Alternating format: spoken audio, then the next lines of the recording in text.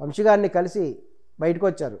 వచ్చిన తర్వాత ఆయన చాలా గట్టిగా చెప్పడం జరిగింది. ఎవరైతే అవినీతికి పాల్పడ్డారో లేకపోతే ఎవరైతే ప్రభుత్వానికి సపోర్టుగా ఉండి వారిని ఇబ్బంది పెట్టేటువంటి కొందరు పోలీసులని తాము ఎదుర్కొంటామని, తాము అధికారంలో వచ్చిన తర్వాత వాళ్ళని బట్టలిప్పు తీసి మరీ వాళ్ళని తగిన విధంగా శిక్షిస్తామని ఆయన గర్జించారనమాట. అది ఈ విషయాన్ని కూడా పోలీస్ సంఘం తీవ్రంగా ఖండించారు.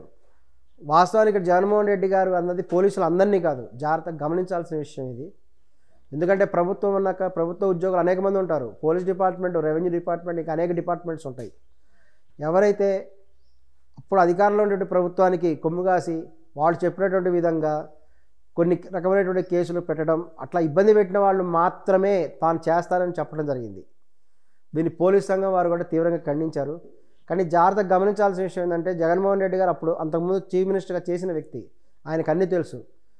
ఆయన పోలీస్ డిపార్ట్మెంట్ వాళ్ళని ఎవరిని కూడా అనలేదు. ఆయన కేవలము కొంత అవినీతి కొమ్ముగాసేటువంటి వాళ్ళని, ఈ యొక్క వేరే విధంగా ప్రవర్తించిన వాళ్ళని మాత్రమే చేస్తారని కూడా చెప్పడం జరిగింది. ఆయన తర్వాత రోజు ఆయన మిర్చి యార్డు గురించి, మిర్చి యార్డులో ధరలు సరిగా లేవనే విషయం తెలిసి అక్కడికి వెళ్దాం అనుకున్నారు.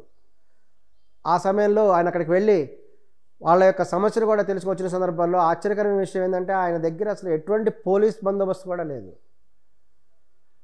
ఆయన ఆ సమయంలో బయటకు వచ్చిన తర్వాత ఆయన ఒకటే చెప్పారు, ఇటువంటి పోలీసులు లేకపోయినా పర్వాలేదు, నా ప్రజలే నాకు రక్షణ అని చెప్పేసి ఆయన గర్జించారు. ఆ సందర్భంలో ఆయన జగన్మోహన్ రెడ్డి కాదు, జగన్ సింహారెడ్డి అని అనిపించారు అందరికీ.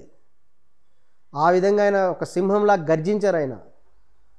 ఆయన ఎవరు పోలీసులు లేకపోయినా, కొంతమంది అంటారు ఆయన మీద హత్యా ప్రయత్నం కూడా జరగడానికి కూడా స్కెచ్ వేయబడుతున్నది, అందుకనే పోలీసులు రావట్లేదు, ఏమైనా జరగకూడని సంఘటన జరిగితే ఎవరు బాధ్యత అని కూడా చెప్పడం జరిగింది. ఆ యొక్క మిర్చి యార్డ్లో కూడా జాగ్రత్తగా గమనిస్తే అక్కడ కూడా వాళ్ళు కొన్ని రకాలైనటువంటి వాటి పెట్టడం ద్వారా ఎక్కువ కొన్ని రకాలైనటువంటి వాయువులు రిలీజ్ చేయడం ద్వారా జగన్ని ఇబ్బంది పెట్టే పరిస్థితి కూడా మనం గమనించవచ్చు వీడియోలో. ఆయన రాగని ప్రయత్నం దగ్గు రావటం జాగ్రత్తగా అక్కడ గమనించేటది. కొన్ని బస్తాలు మాయమైపోయినాయట అక్కడ, మిర్చి బస్తాల రూపంలో. అవి నిజంగా మిర్చేనా లేకపోతే అందులో ఆ బస్తాల్లో ఇంకేమైనా ఉన్నాయా అనే విషయం కూడా గమనించాల్సిన అవసరం ఉంది. ఎందుకంటే మిర్చి బస్తాలు ఎవరు తీసుకెళ్ళరు, కొన్ని బస్తాలు మాయమైనాయి అనేటువంటి విషయం కూడా అక్కడ తెలిసింది. అందులో ఏమున్నది ఆ బస్తాల్లో అనేది ఖచ్చితంగా తెలియాలి. దాని మీద ఎంక్వైరీ చేయాల్సినటువంటి అవసరం కూడా ఉంది.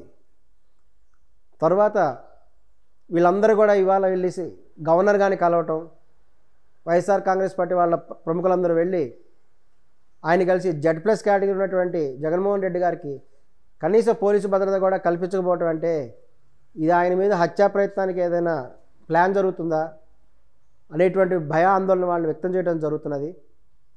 వాస్తవానికి జగన్మోహన్ రెడ్డి గారి మీద ఇప్పుడు కేసులు కూడా కొత్త కేసులు బుక్ చేశారు.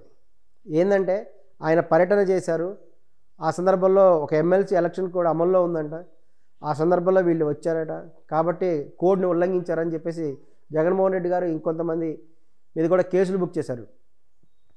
కానీ వాళ్ళకి తెలియని విషయం ఏంటంటే ఇటువంటి కేసులని జగన్మోహన్ రెడ్డి గారు అసలు పరిగణలో తీసుకోలేదు.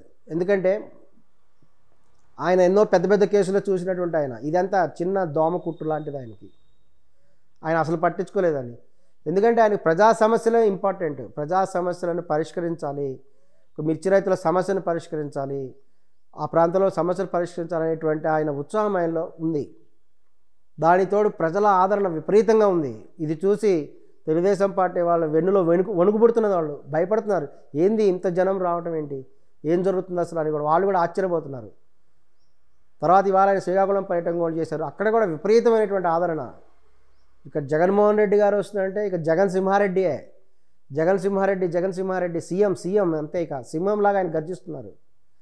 విపరీతమైన ఆదరణ కూడా పెరుగుతుంది. ఈ ఉత్సాహంతో ఆయన ఇంకా ఎన్నో కూడా చేస్తారు.